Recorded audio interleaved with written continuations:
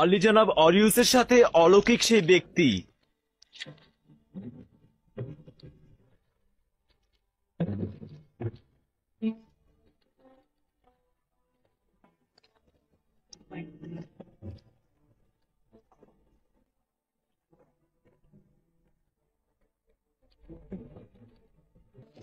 আলী জনাব,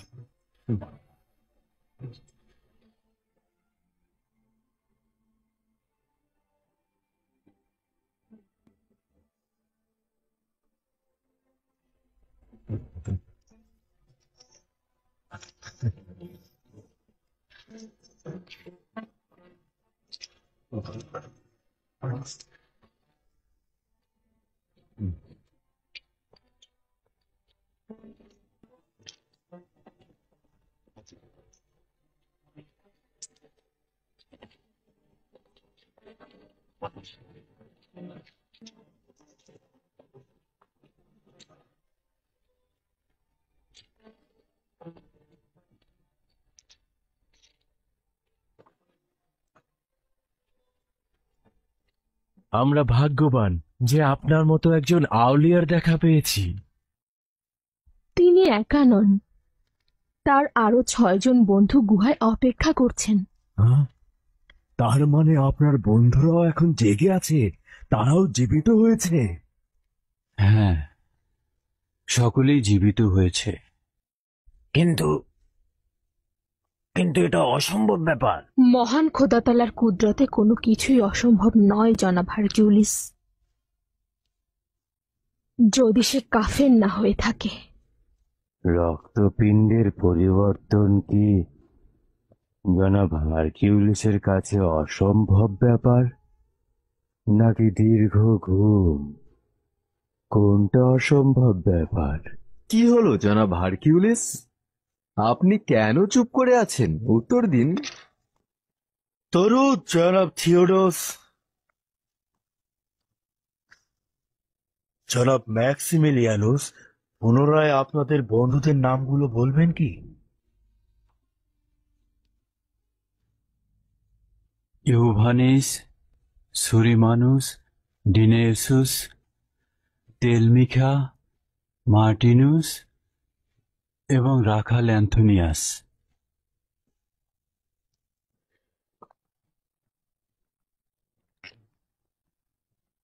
দেখুন দেখুন, পরীক্ষা করে দেখুন, এইখানে লেখা রয়েছে এই যে জনাব ম্যাক্সিমিলিয়ানুসের বন্ধুদের নাম। আজব বিষয়, কিন্তু কিভাবে সম্ভব? এত দীর্ঘ সময় খাবার ছাড়া কিভাবে বেঁচেছিলেন? কিভাবে আপনাদের দেহ 300 বছর পাথরের উপর পড়ে থেকেও পচন ধরল না? তা আমি জানি না। যিনি আমাদের উপর হুকুমত করেছেন তিনি ভালো জানেন। হতে পারে তারা মারা গিয়েছিলেন এবং খোদা তাআলা তাদেরকে হেফাজত করেছেন, অতঃপর উজাইর নবীর মতো তাদেরকে জিন্দা করেছেন। সম্ভাবনার কথা বাদ দিয়ে জনগণকে খবর দিন, যেন তারা এই অলৌকিক মোজেজা নিজের চোখে দেখতে পারে। আর এই মোজেজা কিয়ামত সম্পর্কে অসংখ্য অবিশ্বাস্য তর্ক বিতর্কের অবসান ঘটাবে। যদি মোজেজার উপর সব লোকজন অটলই থাকতো, তাহলে খোদা তাআলার উপর কুফরি করার মতো কোনো কাজ কি কেউ করত? কাফেরদের কথা যেটা বলেছেন সেটা ঠিক আছে, কিন্তু সত্য সন্ধানী মানুষও কিন্তু কম নয়। আপনারা কি জানেন না যে কেয়ামতের অস্বীকারীগণ কিভাবে গোস্তাকি করছে? তারা ভিত্তিহীন দলিল দ্বারা খোদার বান্দাদের আস্তে আস্তে বিভ্রান্তির দিকে ঠেলে দিচ্ছে। আপনাদের উপস্থিতি এই সমস্ত লোকদের মুখ বন্ধ করে দেবে। এটা সবচেয়ে উত্তম হবে যে আমরা যদি গুহার বন্ধুদের শহরের দিকে নিয়ে আসি, তাহলে সবাই জানতে পারবে যে গুহার লোকগুলো এখনো জীবিত রয়েছে। কেন ওই পুত পবিত্র আউলিয়াদের এখানে নিয়ে আসব? বরং জনগণ গুহায় গিয়ে নিজ চোখে দেখুক মহান খোদা তাআলা কিভাবে মৃতদের জীবিত করে তোলেন। জনগণ স্বচক্ষে দেখুক ভয়ঙ্কর গুহার আসল কাহিনী।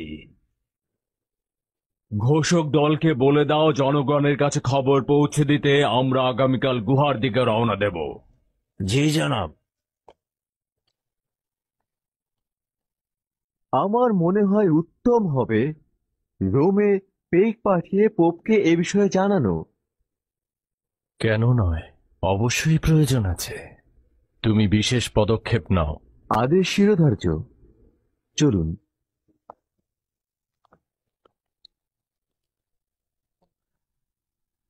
যদি আলী জনাব থিওডোস অনুমতি দেন তবে আমি গুহার দিকে ফিরে যেতে চাই। কিসের জন্য?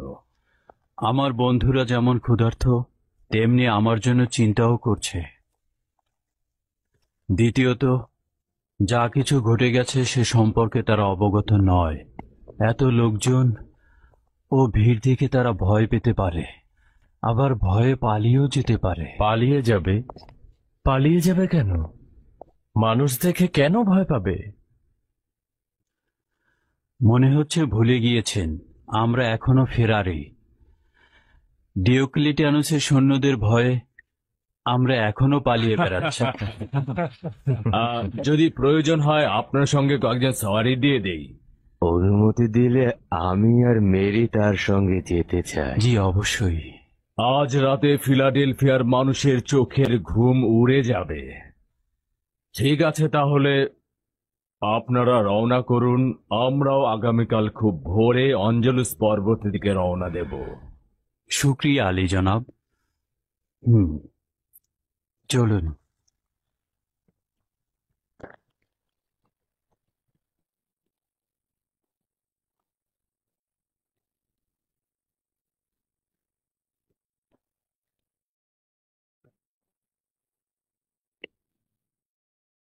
একটি বিশেষ ঘোষণা, একটি বিশেষ ঘোষণা সকলের অবগতির জন্য জানানো যাচ্ছে যে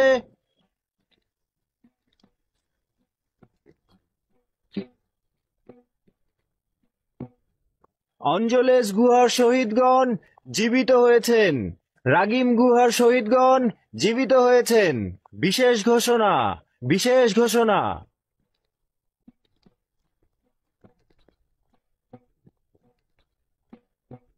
সকলের অবগতির জন্য জানানো যাচ্ছে যে অঞ্জলেস পর্বতের শহীদগণ জীবিত হয়েছেন।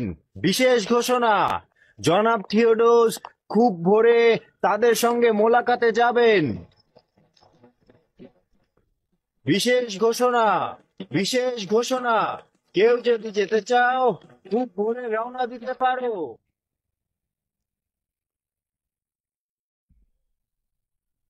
খোদা চান তো তার কোনো কিছুই ঘটবে না। যদি গ্রেপ্তার হন তাহলে নির্ঘাত পাথর মারা হবে। যদি খোদা তাআলার কাছে আমরা প্রার্থনা করি তবেই তিনি সহি সালামতে ফিরবেন। আমি তো খোদার কথা ভুলেই গিয়েছি। তিনি যদি না যেতেন। জানি না আগের দিন কতক্ষণ ঘুমিয়েছি, এখন তো আমাদের ঘুমও আসছে না।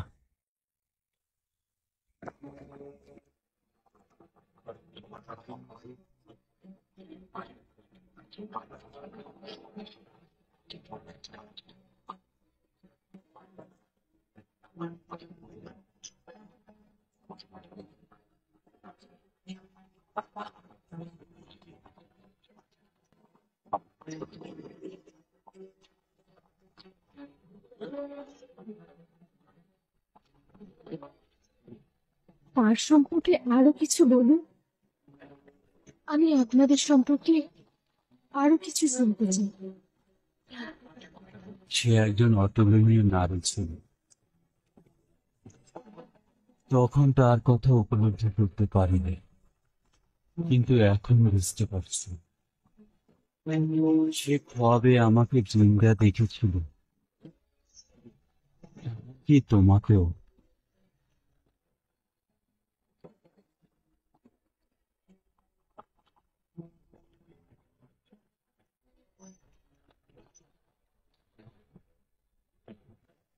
কি চিন্তা করছেন আপনি? এই চিন্তায় আছে যে আমি আসলে কে। আমি এখনো মারা যাইনি, এটা সত্যি, কিন্তু আমার সময়ের সকলেই মারা গেছে। আমি এমন এক সময় এসেছি যে সময়ের সাথে আমার কোনো সম্পর্কই নেই। আমার সহধর্মিণী হেলেন মারা গেছে। আমার ছোট পুত্র এরকমই 250 বছর আগে মারা গেছে। সকল বন্ধু, দুশ্মন, হাদেরিয়ানুস, ইউক্লিটিয়ানুস, কেউ আজকে আর বেঁচে নেই। সহজ এক ঘুম, কিন্তু কতটা সময়, ক্ষমতা এবং মিথ্যা অহংকার ধ্বংস, কত দগদগে ঘা, কত পেরেশানি, কত ইশক, কত ঘৃণা, কত বন্ধুত্ব দুশ্মনী, কত আঘাত ও অন্ধকার কারাগার, কত সৈন্য সামন্ত, কত রাজ দরবার, ওই সকল খোদাগণ, কি অহেতুক ভাওতাবাজি, সকলেই বশ্যতা স্বীকার করেছে। শুধু একটা জিনিসই অবশিষ্ট রয়েছে, তা হলো ভালোবাসা। সকলেই ধ্বংস হয়ে গেছে, কিন্তু এক ও অদ্বিতীয় খোদা অবশিষ্ট রয়েছে। কেউ তার কুদরতে বাধা দিতে পারেনি। যদি সকলে মিলেও মহান খোদাতালার বিরুদ্ধে যুদ্ধে ডামাডোল বাজায়, তবুও মহান খোদাতালার কুদরতের কাছে তারা নিশ্চিহ্ন হয়ে যাবে। সত্যের জয় হবেই, সত্য একদিন প্রকাশিত হবেই। এই দিনটা দেখার জন্য আমাদের খুবই আকাঙ্ক্ষা ছিল। আমি বুঝতে পারছি না আপনি আসলে কি দেখার আকাঙ্ক্ষী ছিলেন। আমরা খোদাতালার কাছে চেয়েছিলাম সকল মিথ্যের মোকাবেলায় তার চিরন্তন কুদরতের শক্তি ও সত্যের বিজয় দেখাবেন। তিনি কত সহজেই দেখিয়ে দিলেন। ভূমির মধ্যে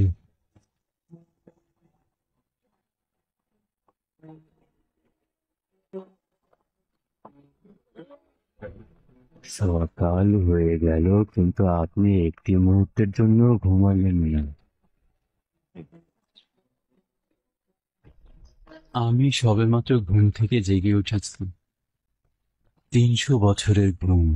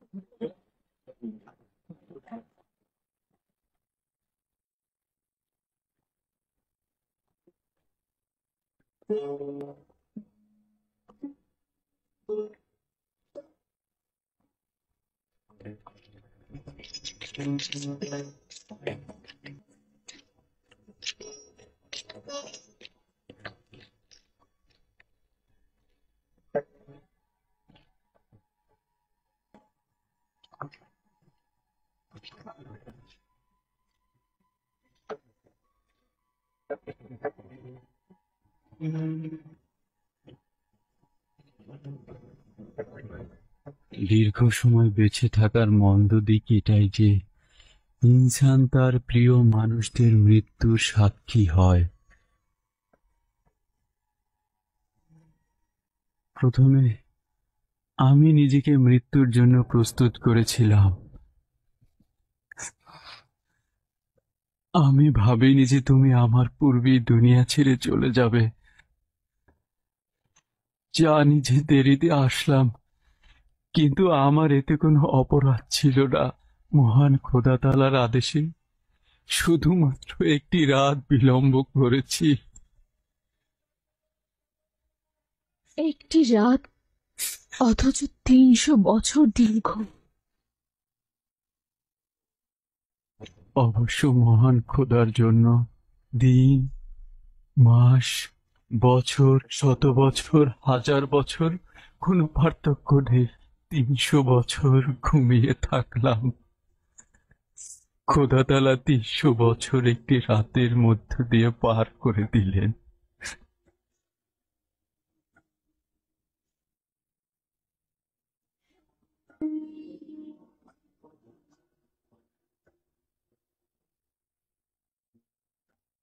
ঘুম থেকে যখন জেগে উঠলাম,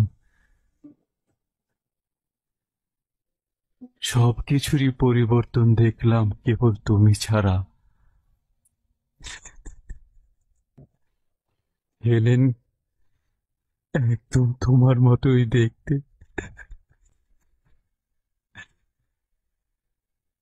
অনুমান করছি তুমিও আমার ন্যায় দীর্ঘ জীবন লাভ করেছো,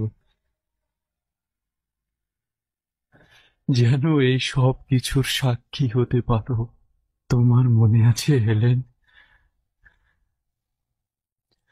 তখন খোদার নাম মুখে আনা অপরাধ হিসেবে গণ্য হতো, কিন্তু এখন রোমের খোদাগণের নাম মুখে আনা অপরাধ। ওই সময় আমাদের দিনী ভাইরা কত কষ্ট নির্যাতন সহ্য করে বসবাস করত, আর এখন তারা কত শান্তিতে বসবাস করছে। আপনার এই দীর্ঘ জীবনের ভালো দিক হচ্ছে যে আপনি সত্যের জয় এবং মিথ্যার পরাজয়ের সাক্ষী হলেন। এখন তো দীর্ঘ সময় সামনে অপেক্ষা করছে। পরিষ্কার দেখতে পাচ্ছি খোদা তাআলার বরকত কিভাবে প্রতিফলিত হচ্ছে। জনাব ম্যাক্সিমিলিয়ানুস, আপনার বন্ধুরা আপনার জন্য চিন্তিত। জানে, কিন্তু হেলেনকে ছেড়ে যাওয়া মুশকিল। জানি না তাকেও ইরতুমিতকে ছাড়া কিভাবে বাকি জীবন বেঁচে থাকবো। নিশ্চয়ই খোদার দুর্যোগে আপনার ভালো দিনগুলো ফিরে আসবে।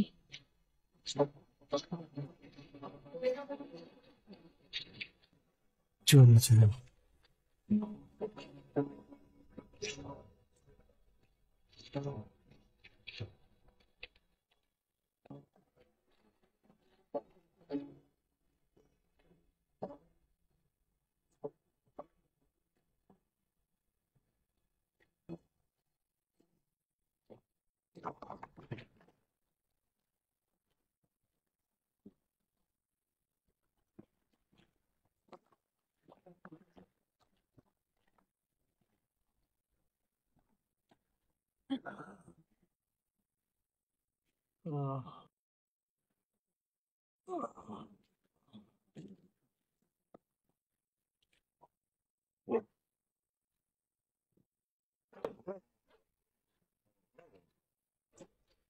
কি হলো তেমিস্ত্রি? কি হয়েছে তোর?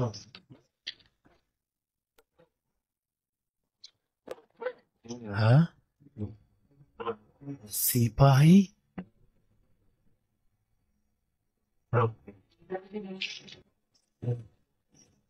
আলী জনাবন, আলী জনাবন, সিপাহীরা এসেছে। আলী জনাবন, কি হয়েছে? ওখানে দেখুন।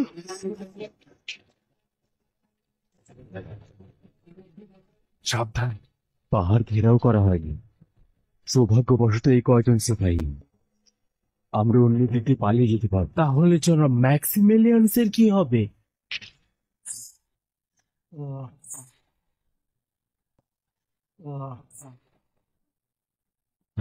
তাহলে কি ওনাকে গ্রেফতার করা হয়নি? জনাব ম্যাক্সিমিলিয়ানুস, কি হয়েছে আপনার? আপনি সুস্থ আছেন তো? তোমরা চিন্তা করো না, তেমন কিছুই ঘটেনি। ওই যে সিপাহী আপনার পেছনে, ওই যে দেখুন। দেখেছি, তোমরা চিন্তিত হও না। একজন এসে আমাদেরকে একটু সাহায্য করো। হ্যাঁ, আমি করছি।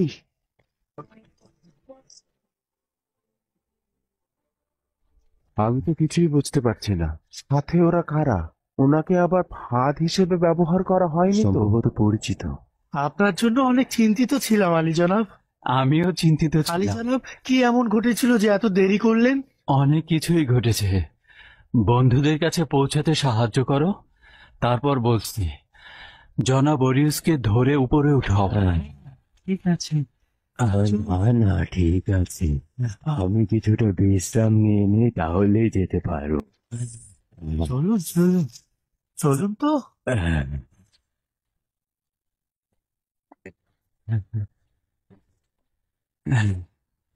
একটু বিশ্রাম জানি জানি তোমাদের মনে অসংখ্য সওয়াল রয়েছে, আমারও অসংখ্য জবাব দেওয়ার রয়েছে।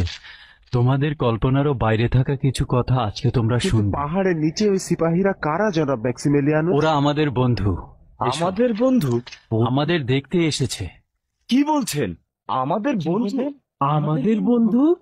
হ্যাঁ, আপনাদের বন্ধু।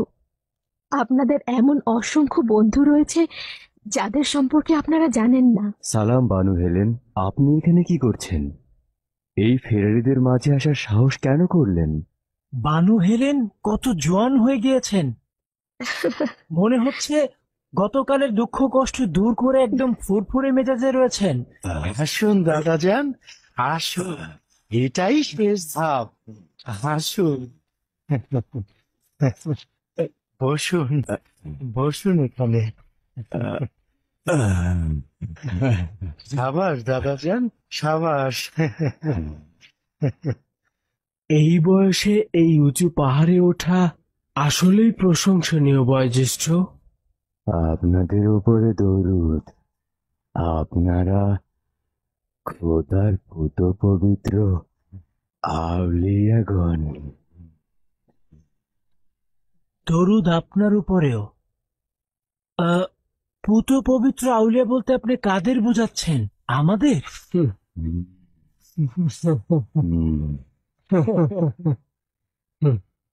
হ্যাঁ, আপনারা খোদার বীর সাহসী পুরুষ, যা আপনারা নিজেরাও জানেন না। বানু হেলেন কি বলছেন জনাব ম্যাক্সিমিলিয়ানুস?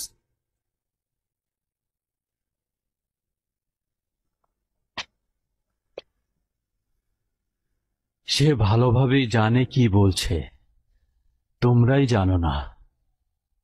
আচ্ছা, এত রহস্যমূলক কথাবার্তা বলার মানেটা কি? কিছুই তো বুঝতে পারছি না। ভেতরে চলো, তোমাদেরকে ব্যাখ্যা করছি। প্রথমে কিছু খাবার খেয়ে নাও। অ্যান্থোনিয়াস, তুমিও ভেতরে যাও।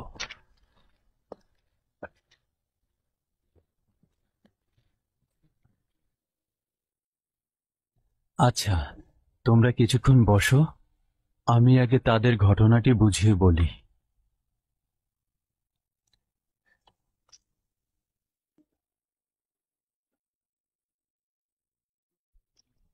জনাব ম্যাক্সিমিলিয়ানুস কিভাবে বিষয়টি তার বন্ধুদের কাছে বলবে? জানি না।